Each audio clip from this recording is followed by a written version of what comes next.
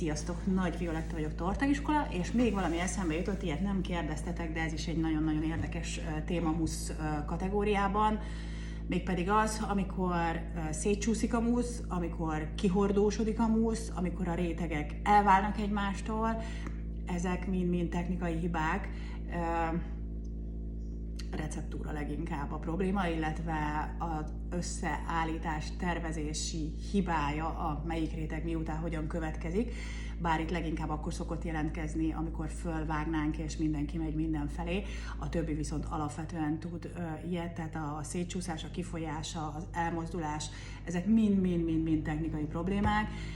Van egyébként tananyagom erre, a Mousse Glaze e-book, az pont erről szól, az full technikai információ, abban nincs egy darab recept sem, de a glaze van benne.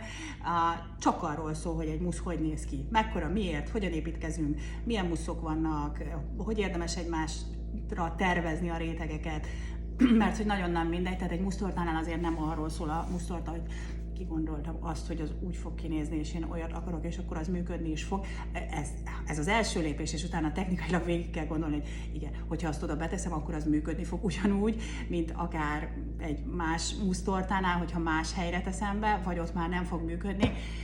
Ezek mind technikai hibák, tehát láttam már olyan muszt, ami kihordósodott, ami egyszerűen a rétegek így kibudjantak belőle, borzalmas technikai hibák. Tehát azért ezeket lehet orvosolni egy röpke kis gondolatmenettel, hogy az jó lesz-e úgy, és persze, hogy kell hozzá tapasztalat is néhányszor ráfutni arra, hogy hát ezt jól eltuk, de alapvetően technikai problémák, és orvosolható mindegyik. Tanfolyamos tananyag, gyertek, fönt van már a recept az összes videóval. Pusszár!